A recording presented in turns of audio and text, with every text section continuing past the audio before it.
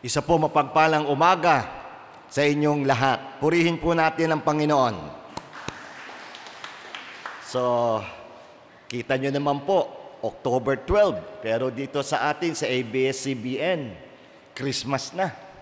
Napapalibutan na po tayo ng mga parol, no? Talaga naman. So, 28 Sunday in Ordinary Time, we have just heard the Gospel from Luke chapter 11, Luke chapter 17, verses 11 to 19. Healing of 10 lepers. How many came back? Only one. The one healed leper went back to Jesus, thanking Him, shouting, glorifying God. Pakitanong nga ang katabi, ginagawa mo yon? So this will be our uniting theme, the power of gratitude. But many of us experience, after helping people, instead of saying thank you, nako, tayo pa ang pinupulaan. Feel mo yon? Kaya yung look at the face of Jesus dito sa atin, ano? Sabi niya, nasaan yung siyam? Yan. Gawa po ni Anthony yan. Okay, so there are 3 celebrations we are celebrating in this 28th Sunday in Ordinary Time. Since we are here in Quezon City, in this Diocese of Cubao, and Quezon City has 2 dioceses. Dito po sa atin, Diocese of Cubao, at doon naman po sa kabila, the Diocese of Novaliches. And we celebrate the Lanabal de Manila. Kaya yan po ang unang topic natin. We will have a short review what happened. Second, this Sunday, second Sunday of October, is also called Indigenous Peoples Sunday. No, ito yung tinatawag natin nung di ba? Ngayon ay IP. Nung dati, tribe ang ginagamit, pero indigenous ngayon. So, i-explain din natin yan. At how many IPs in the Philippines? And today is also International Day for the Eradication of Extreme Poverty. Grabe, no? Kaya ito po. At ito ay papalibutan natin ng isang pasasalamat. So let's start. Here in Quezon City, today, we celebrate the solemnity of Our Lady of Lanabal de Manila. Kung minsan ito na ipagpapalit natin. October 7, alam natin, the Holy Rosary. But second Sunday of October, Lanabal, Our Lady de Manila. So, in 1974, now, the first Pope who visited the Philippines, Pope Paul VI, now Saint Pope Paul VI. So, he was the first Pope who visited the Philippines, decreed that Our Lady of the Most Holy Rosary of the Lanabal de Manila, currently enshrined at Santo Domingo Parish, as the patroness of Quezon City. So it was declared proper to the city of Quezon. So, historical background, Our Lady of the Rosary, October 7. May dalawang pasasalamat ang ginawa ang mga Kristiyano. Way back in 1571, so 50 years after Magellan came, on October 7, so it is the anniversary of the decisive victory of the combined fleet of the Holy League of 1571 over the Ottoman Navy at the Battle of Lepanto. And where is that? It's now in Greece. So ano nangyari? Since a battle, pag sinabi nating, kaya nga Lanabal, yung gera nasa dagat. Sino ang nanalo? Ang magkalaban, yung tinatawag na Ottoman, who were Muslims. So, the Pope during the time gathered the Christians to defend. At nanalo ang mga Kristiyano over the Ottoman. So yun, kaya hanggang ngayon, naging tradisyon pinapasalamatan ang Diyos and through the intercession of Mama Mary. But 75 after that, ito naman sa Philippines, in 1646, another battle and many battles happened.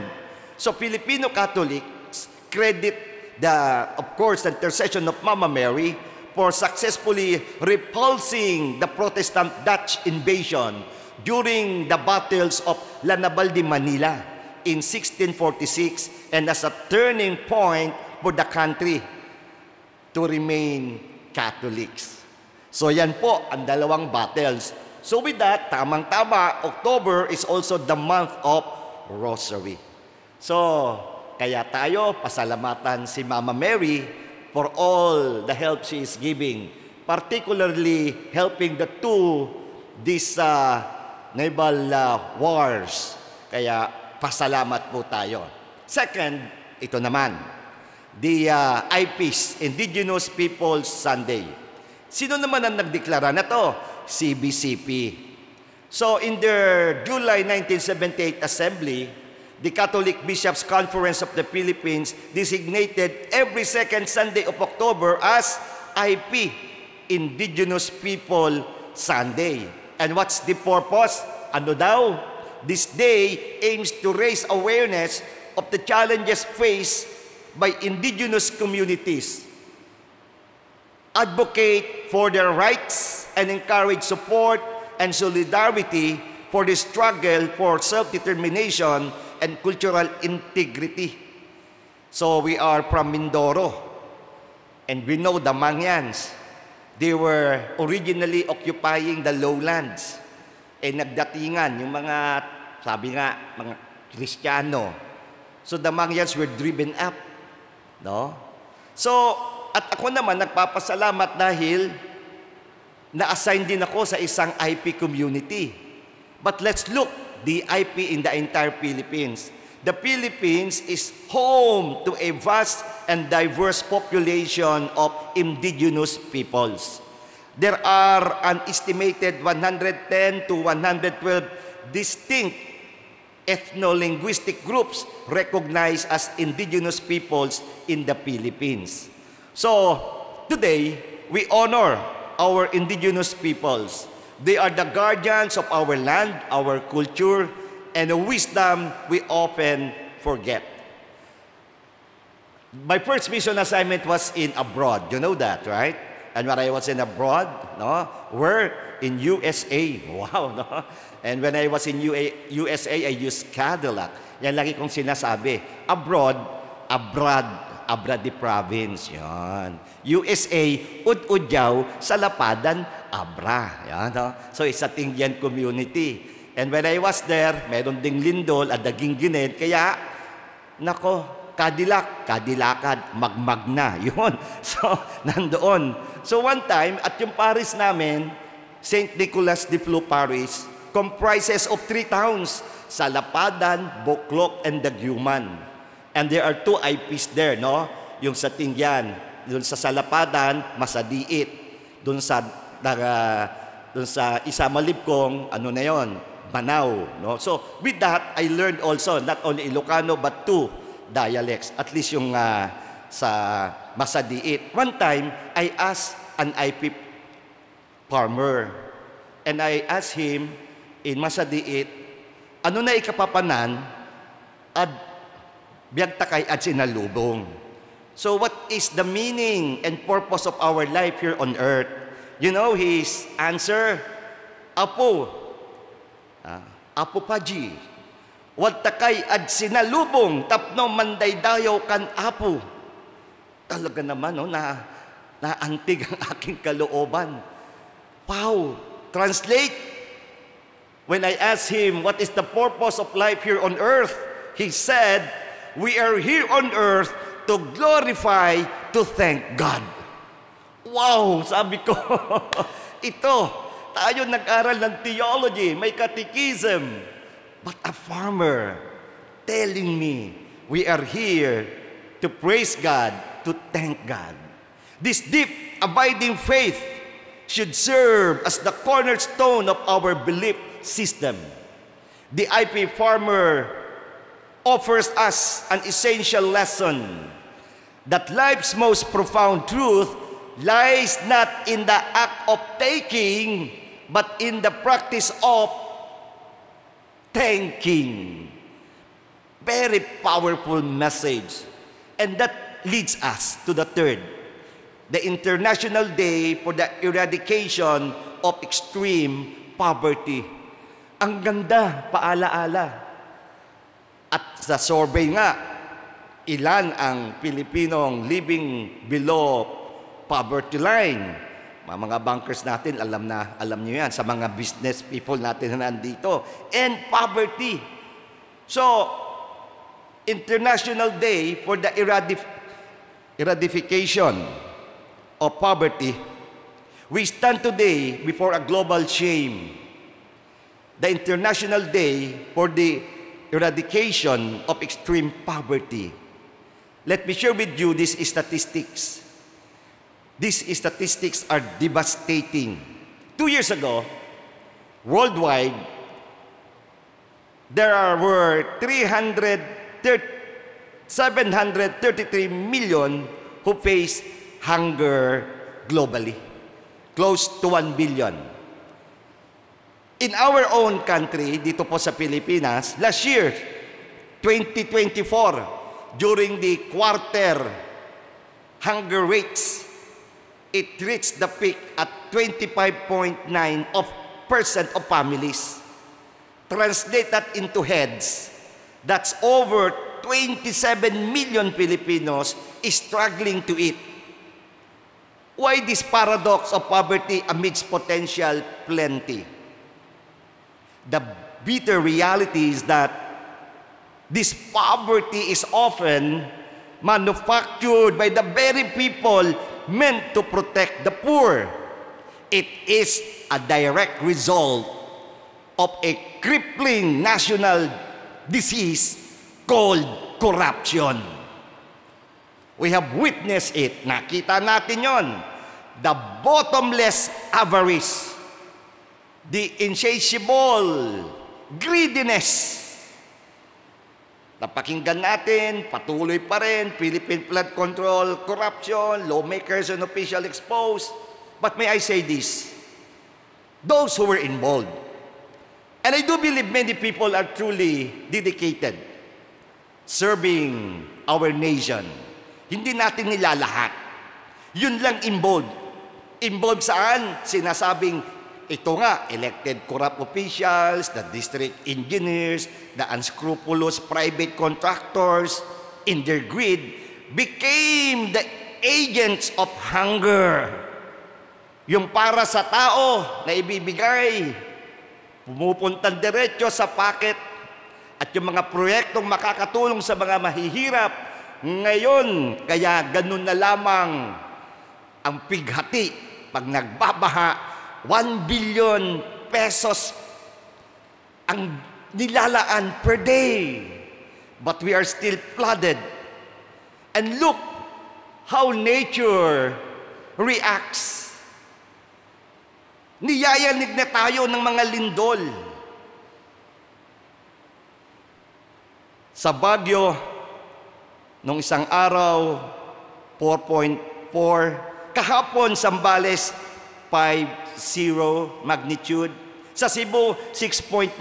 Sa Davao, 7.4. Parang ano rin, ano? Mukhang ano sa norte, pababa, mukhang palakas. Naku, grabe talaga. And we were in Baguio, October 9. We were there for our 54th PAFTE, and that is the Philippine Association for Teachers and Educators, 54th National, and 15th International Conference. And I was invited to be the keynote speaker. And we thank, of course, all the members and officers of PAFTE, headed by Dr. Brenda Corpus. I was given this topic, empowering teachers to lead the Sustainable Development Goals, or what they say, SDGs, no? SDGs movement. Ano yung sinasabing sustainable development? Number 1, swak na swak sa mga team natin ngayon. No poverty. SDG 2, zero hunger. SDG 3, good health. And of course, ang isang SDG 4, quality education. We greet pala, still, Happy Teacher's Day. Purihin natin ang Panginoon, no? Yan si Dr. Alus at ang mga guro. At sinabi ko na lang, no? I sum up everything and my talk was about the empowered teachers. Tatapos ang talk ko, may sumunod sa akin, siguro because of that power, yun, nagkaroon ng lindol. No, joke lang, no? But anyway, so tayo po, lahat tayo, empowered Filipinos. Dapat tayo magsama-sama na pagandahin ang buhay natin sa daigdig. And now, lastly, ulitin natin ang Ebanghelyo. Luke 17, verses 11 to 19. 10 lepers were healed. Only one came back to give thanks. At kaya nga, the power of gratitude. Anong nangyari?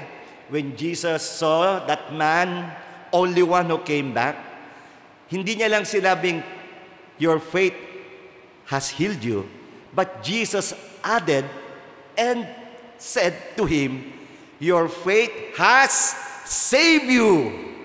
So that man was not only healed physically, he was healed holistically, spiritually.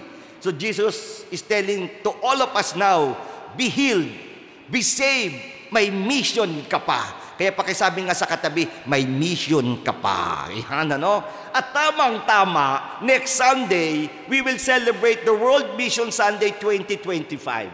The late Pope Francis gave the theme. And what is now the theme for our World Mission Sunday? Missionaries of Hope among all peoples. Parang tamang-tama na naman sa Pilipinas. Kaya ang tanong natin, may pag-asa pa ba ang Pilipinas? Meron.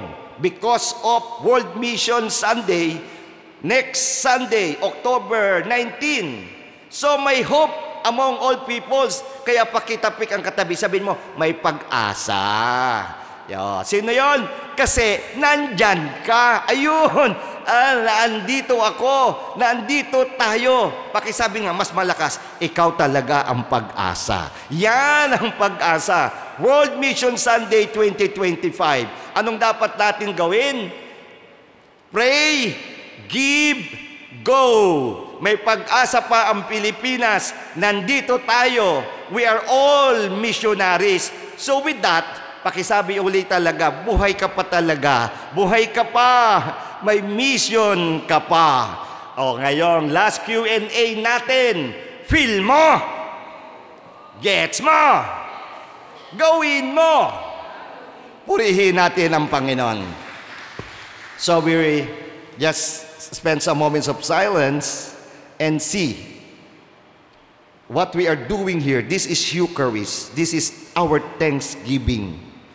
Ang taong tapat na magpasalamat ay siyang tunay ng instrumento ng Diyos upang gumawa ng kabutihan sa sanlibutan. Amen.